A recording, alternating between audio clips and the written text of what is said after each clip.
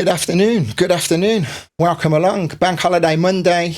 It is time for an impromptu conversation. You may have heard, you may have seen me say for quite some time how I've been focusing on the live chats on my YouTube channel. Well, now I've been missing the non-music related conversation, and I'm going to be bringing them to you every once in a while on my own profile. So thank you for being here. I hope May Day is being good to you. It is 4 o'clock here on the Costa Blanca, 3 o'clock for most of my friends in the UK. So if you're catching this at any time throughout the rest of Monday, then buckle yourself in. We're going to have a nice conversation here. Let me just click over and invite my guest onto the screen and make sure everything is working fine. Yes, it is.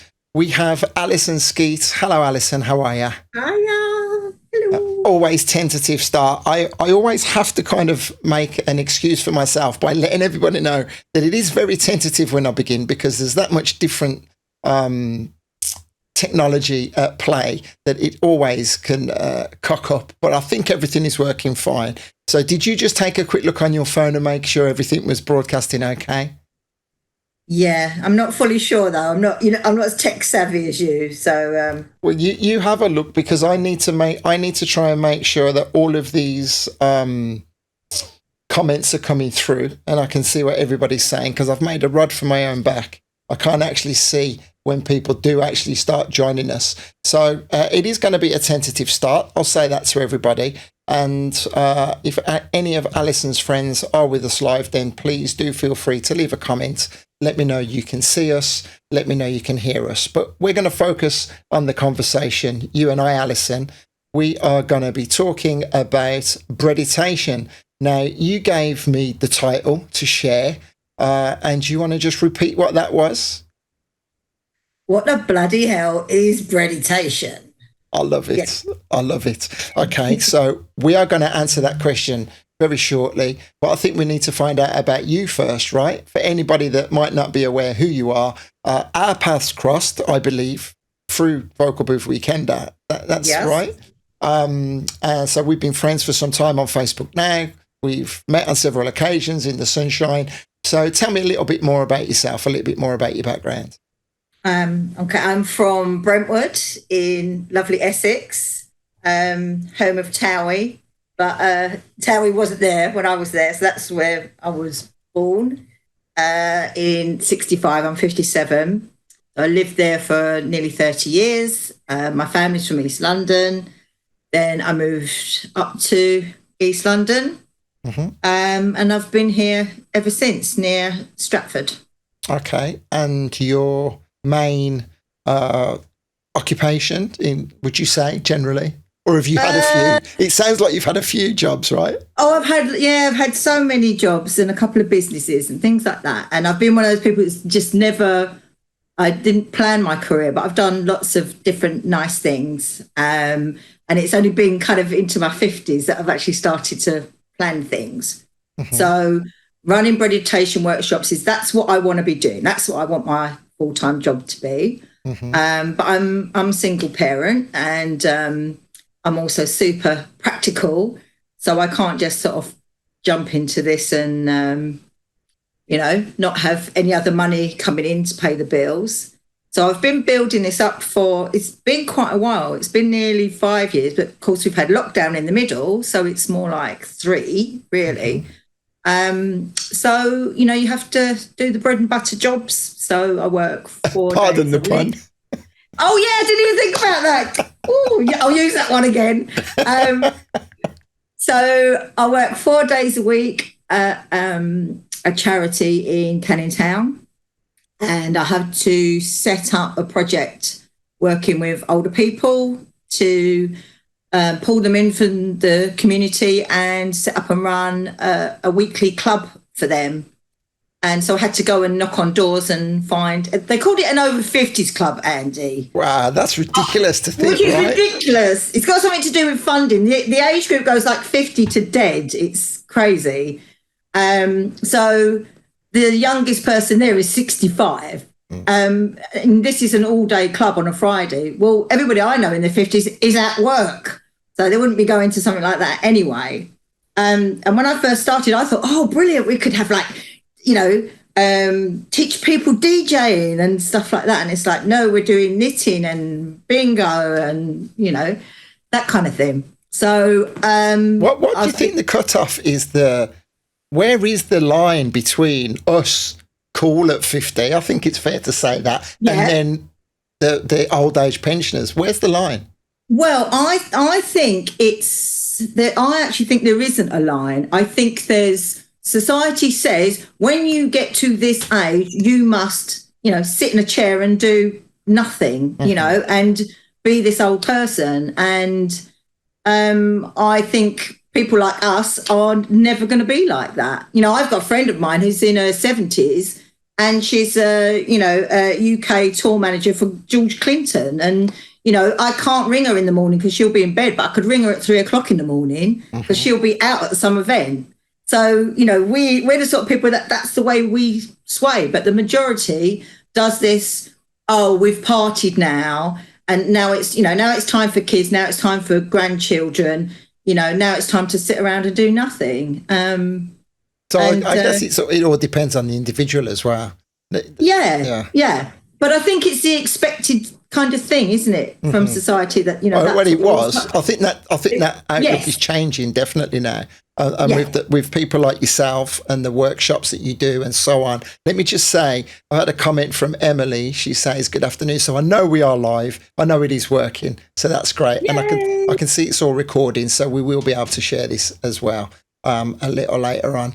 So, okay. But also, we can see those wonderful, what would you call them? Plaques on your wall, art pieces? It's scaff art, so it's scaffold boards chopped into small pieces and painted on.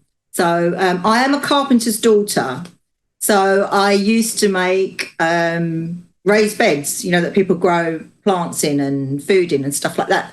And you'd always get left with these little tiny pieces that are about sort of 10 by 8. And I just had stacks of them, and so I just sanded them down and then started. It would be a thing of just I'm sitting watching the telly and just doodling and So that. Well, that's what caught my attention initially. Quite a few years ago now, you had done a geometric piece, very very sharp lines, very contrasting colours. I was like, wow, that's really good. And then a lot of people were commenting on it, and you sold a fair few pieces as well, right?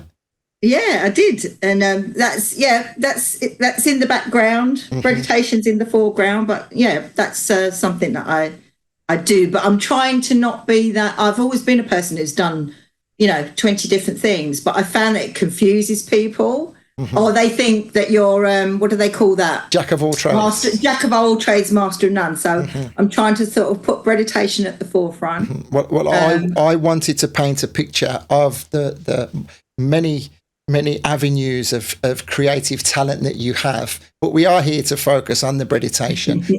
Mrs. Ward is watching. She says all good. So that's great. Oh, hello, Michelle. What would I do without Michelle? She's saving my life in so many ways. Really? Oh, okay. Yeah. Nice to know. Maybe we'll talk about that a little later. Maybe we won't. Okay. So breaditation, the floor is yours. Do begin where you feel is relevant. Okay, so I met a lovely lady who set up a thing called virtuousbread.com, a lady called Jane Mason. And she started to run courses to teach people how to make bread and then to help them set up little micro businesses so that you could run bread making courses and stuff like that. So I met her about 8 years ago. I started doing that, but all the other people that sort of started doing it were, artisan bread makers, and I could do like a good basic loaf. Still can't make sourdough bread. Still learning.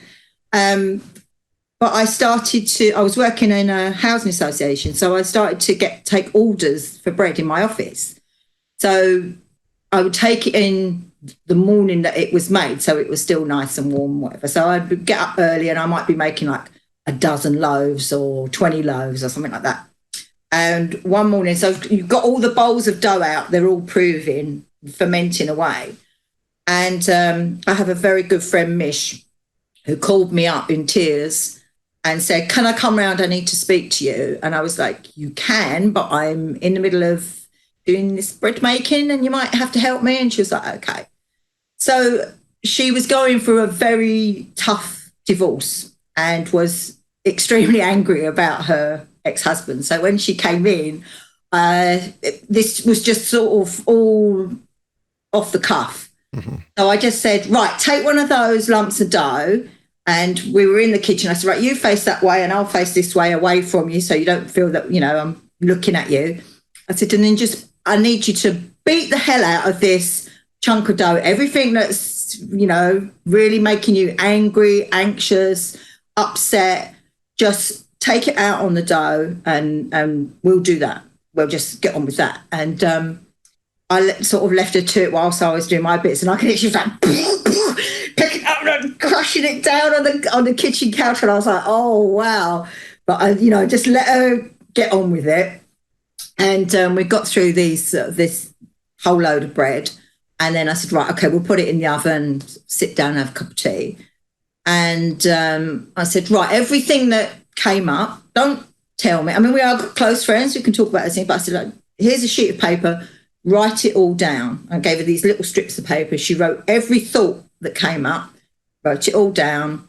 I went and got the bowl that we mixed the bread in. I said, right, scrunch the pieces of paper up, put it in there. And we went out in the garden. I said, right, set a light to it. And so this is just you offloading. I mean, it sounds really bonkers and a little bit witchy and whatever. I was just about to say, you sound like a white witch. Well, yeah, I probably am.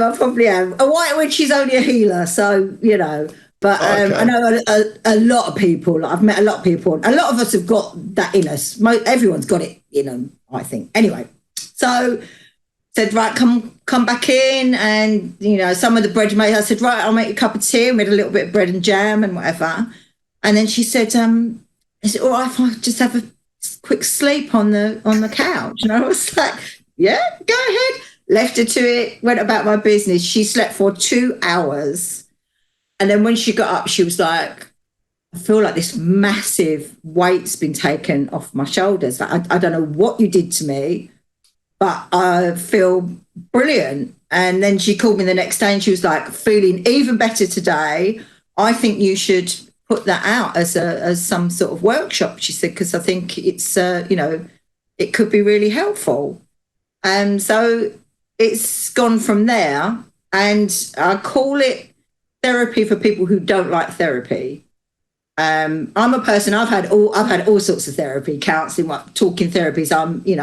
I'm very into that, and I think it's good for people, but I understand that it's not everybody's bag. So what I decided with Breaditation is this whole thing of I'm not asking you any questions about what's on your mind. I'm not a therapist, I'm not qualified to do that. But I've done, I've done a lot of work on myself. So I'm always very upfront about that with people. So what we do in a session is you're given all the ingredients, you put the dough together, and then we put the clock on for 15 minutes. And it's like, in silence, you're going to basically beat the shit out of this piece of dough and get out everything that needs to come out. It surprised me that some people have come and they've said it wasn't that they were angry about anything. Some said, I've got so much to do at work. I've got so many emails and so many tasks that they kind of did it almost like a list of, right, get in touch with Andy Ward, and just emptied their heads. Mm-hmm. So it's not always all this negative stuff coming out. It's just an offloading that we all need to do. Well, I was just about to say, it's kind of like meditation, I think. And then in the back of my mind, I thought, yes, that's a pathetic thing to say, Andy, seeing as it's called Breaditation. That's exactly what it is. So, like, I've had people say to me, oh, but I don't eat bread. When you're not there to eat the bread, it's 75% de-stress and 25% bread. So we're just using the bread as a vehicle. No one's making you eat it. If you don't want to eat it, go and give it to your mum afterwards. I'm sure she'll love it, you know. But what we also do is once the bread comes out of the oven, so we've done this bit where everyone's written down and then, set light to it, off it goes. Everyone has to do their own washing up. And in that time, like the whole way through this, no phone. But when you're doing the washing up, you're doing it in a mindful way. You're focusing. All I'm doing is the washing up. I'm not doing anything else.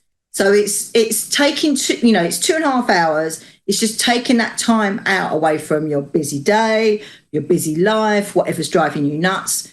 So the mindfulness bit comes from this sort of just fully focusing on what you're doing. And I've been meditating forever, for 25 years.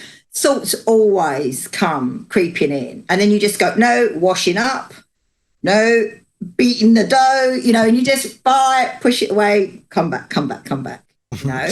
So during the conversation, I'll come back to that. Let me just say hi to Jane and hi to Amy. With my conversations, I always want to make people feel welcome. Thanks for watching. Emily, who's a little bit worse for wear after a big night last night, she says, what a fabulous idea. My great parents, I had to scroll open to this. My great parents owned a bakery in Powsall, and I've often said to my mum, it's a shame the skills of it were not passed on in the family. And she meant to say great grandparents and blame the hangover. Right. So thank you, Emily, for commenting. What I was going to say to you was, forgive me, I missed if you said where this takes place. Oh, right. So where I work, I said about the charity that I work at, it's a business centre and community centre. And it's what used to be a huge church, looks like Hogwarts. And within it, it's got a big cafe and kitchen space. So I hire that space from the people that I work for. So that's Canning Town, London, E16. But I do go, I go out to corporates if they've got, it's all about ovens. The whole thing's about ovens. If you've got an oven and you've got, 15 people that want to do it, if you've got the oven space in your building, then we'll do it. Work. It can work. Yeah. Okay. And with the people that are joining, so 2 questions. First of all, could it work virtually? Did you try doing it virtually? I haven't, but I'm definitely going to do that because I'm getting messages from all over now. Like, oh, I'd love to do that, but I'm not in the UK. So yes, there's no reason why you can't. And also, people will be able to do it from their homes. They might feel more secure doing that without anybody around them. And all I would do is just send you an email saying, these are the ingredients that you need. This is what you need. And so it's like it is a virtual cooking class, right? Yeah, there's no reason. So that'll be, that's next on the cards. Okay. And the other question that I have, so group sizes, first of all, what's the optimum size? Is there an optimum size? Right. From the base that I'm working out of in Canning Town, it's up to 15 people. Because they've got a big range cooker there, but yeah, we probably couldn't. 15 would be enough. Do more than that. So within those 15 people, do you encourage a communal spirit, or is it very much focused on individuals? Is there ever a time where you all come together and start laughing and joking, or? Yeah, definitely. It's very, very laid back. It's really laid back. I'm quite a spiritual person, but I do things in really practical terms because, if we want to sit and talk about the universe and chakras and whatever, I can do that all day long. But I know that can put a lot of people off, so like I say, it isn't group therapy. I don't want anybody to think, oh my God, I've got to bare my soul. And it's very lighthearted. It's a bit of a laugh. You tend to find, like with me, because I can see people can be quite shy about this kind of making noise while they're pummeling this piece of dough. I kind of take the lead and like really go for it, and then all of a sudden you'll hear like behind it, and it all starts going off. But it is. It's fun. It's not meant to be, Have you had any major? I'm just reading. Michelle says we could do one for the group. I think maybe we've spoken about that, so that's something to discuss. Have you had any major revelations? Have you had anyone break that, apart from your friend initially, which gave you the idea? Have there been any major moments as well? Yeah, I mean, I've had a couple of times where, there's always sort of a couple of boxes of tissues on the side. And I sort of say, if you feel that you might get a bit emotional, you want to step out or whatever, and that has happened. I had one lady who came along who had recently lost her husband and but she hadn't been out of the house for a while and was a little bit out of sorts. And so when we got to the bit of saying we're going to burn all these scrunched up pieces of paper, she said, can I keep mine? Because not one negative thought came up. What happened? She'd been caring for her husband for quite a long time, for about 10 years. She said all the lovely memories of our marriage came back and I wrote them down instead.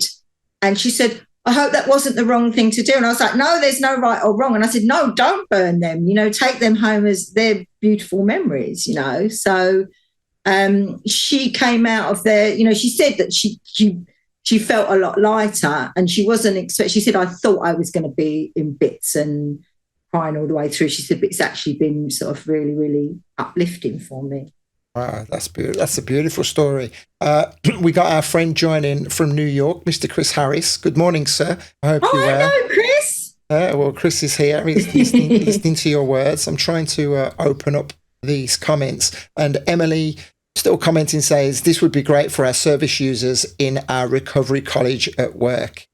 Can you share your contact details? Well, in the description, Emily, I have actually linked to Alison's website, and also I'll tag her on Facebook. Do we talk about why the dual name on Facebook, or do we not talk about that? Oh, you can, yeah, we can.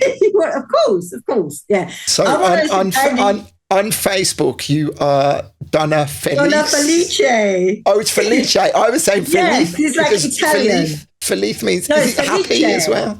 Felice. Does Felice mean happy in Italian? Yeah, so Donna Felice means happy woman in Italian.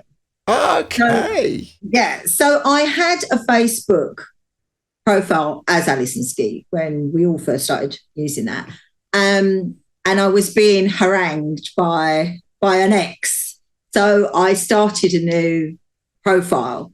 And I thought, what's something like really nice? Because I'm always driving everyone nuts about positivity. I'm one of those negative people. I'll drive them nuts because I just find the most positive thing in everything. And I thought, let's find a nice positive name. So I looked that up and I was like, happy woman. Oh, that's perfect.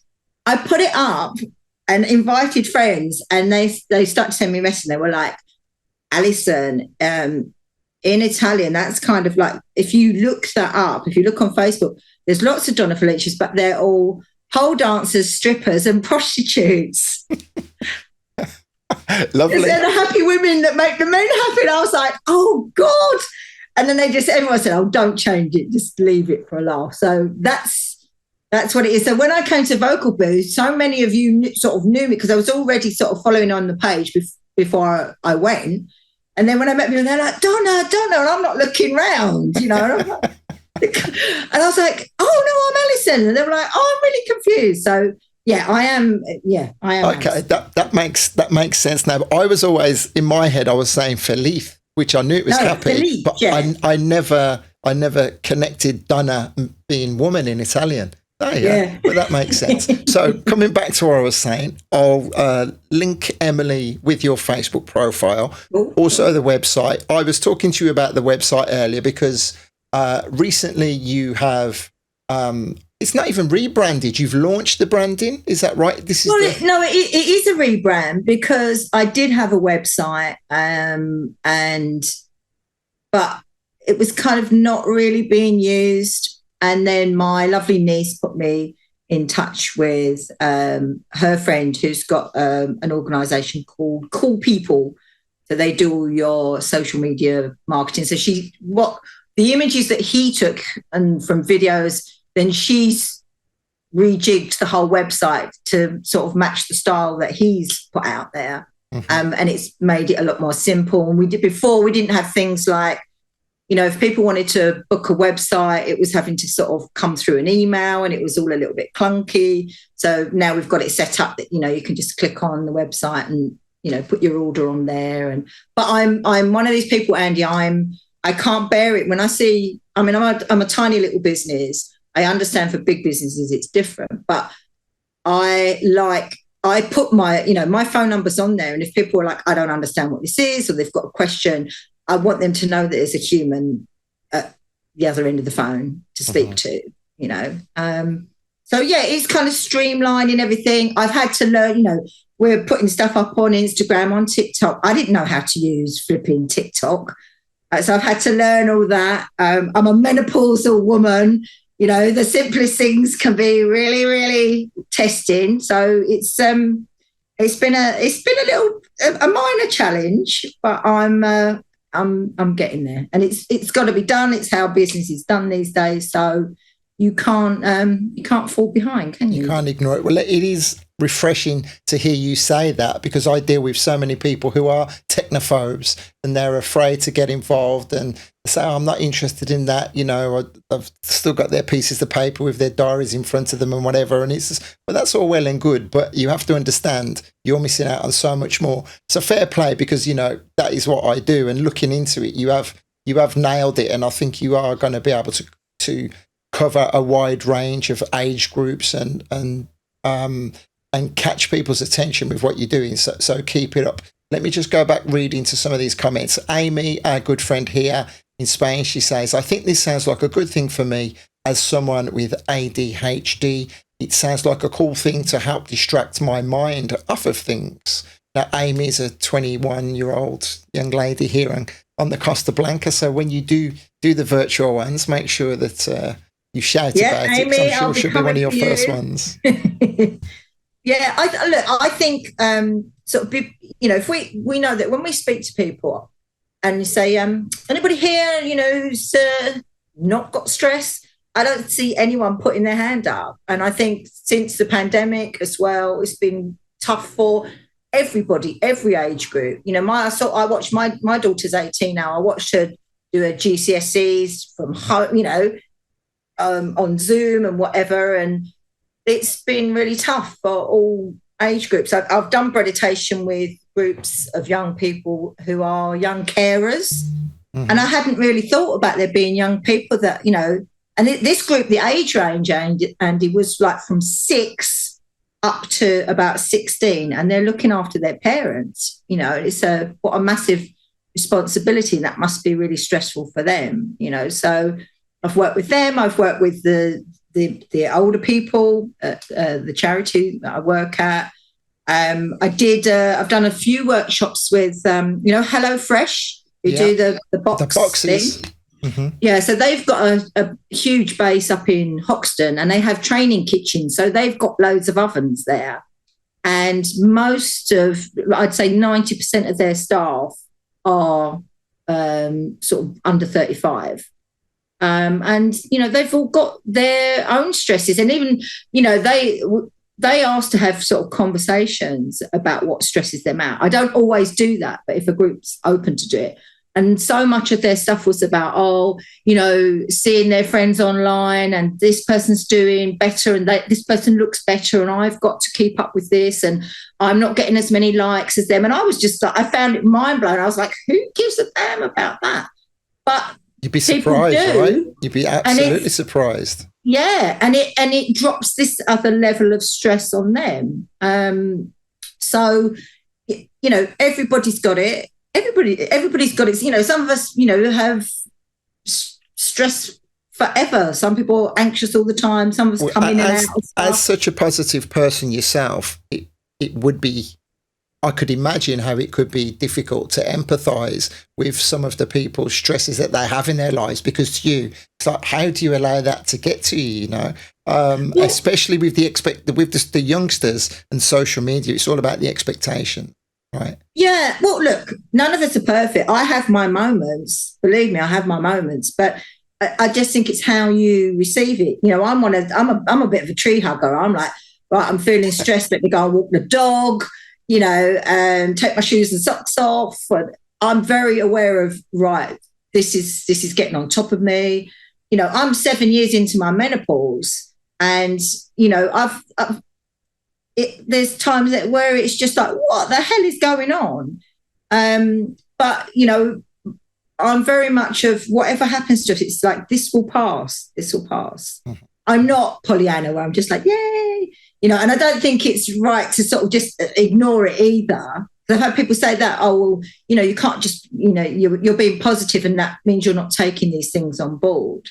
I very much do. If there's an issue, I'll come face to face with it, because I think it's very important to do that. And sometimes you've got to surrender and just say, I feel like shit today, so stay at home and be shit. Mm-hmm. You know, I think battling it and trying to keep a smile on your face doesn't always work. It doesn't always work. Wow. What very, very wise words, and I'm sure you're going to go a long way by sharing that wisdom with people during the courses. Are you aware of anything else similar to Breaditation? Did you get a slight kind of idea of it for anywhere else, or as far as you know, is this one of a kind? No, I'm sure I'm sure there's someone else has done it before, but bashing their bread.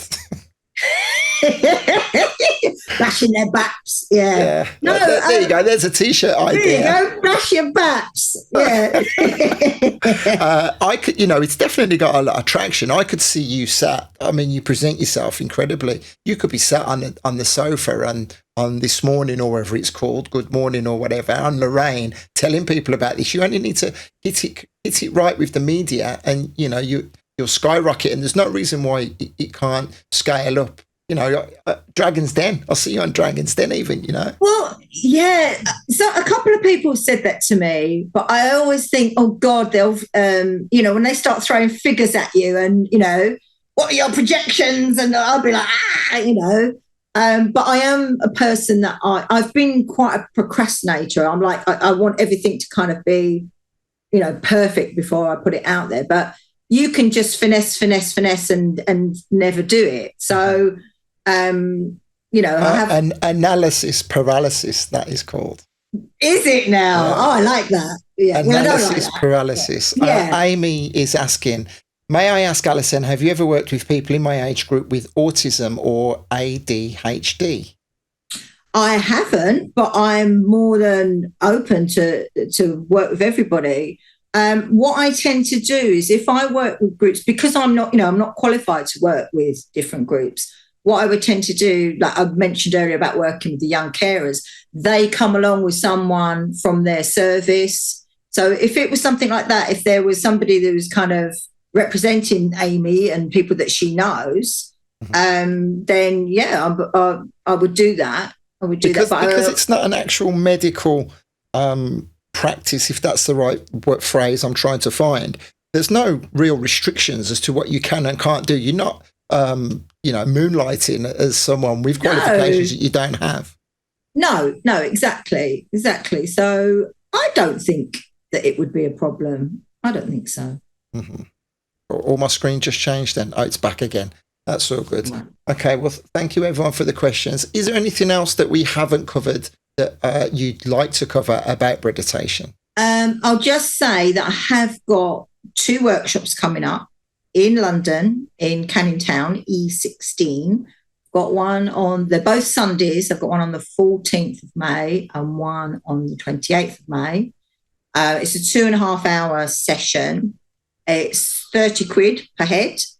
You get to make a loaf of bread and you take that home with you. You get a little recipe card, and you get to take at the end of the session. I get everybody to write down what they're grateful for. So you take all your grateful thoughts home with you. So you dump all your stuff off on me and go home with bread. So if anyone would like to come along to that, that would be lovely. It'd really be nice to meet you. I will update the description of this video, and it will be in a link. I will link people to your website. I will link people to your profile on Facebook when we finish talking, actually, because I was meant to do it at the beginning, but because something was going ridiculous with my computer, I didn't actually play the video. So when I say goodbye to you, I will finish off by sharing your promo video. Oh. And be sure to make a mental note of the t-shirt, bash your baps. Okay? Bash your baps, baby. That is definitely the way, way to go. And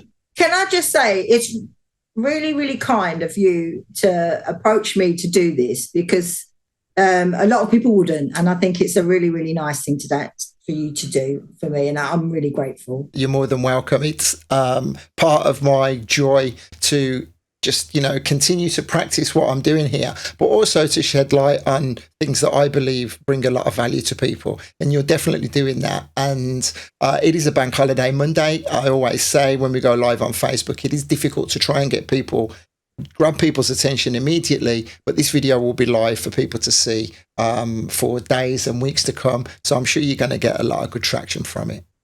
Thank you so much. You're more than welcome. Right, okay, say hi to Michelle from me. Oh, well, she's here. She's lay outside in the sun, burning her own baps as it happens, listening.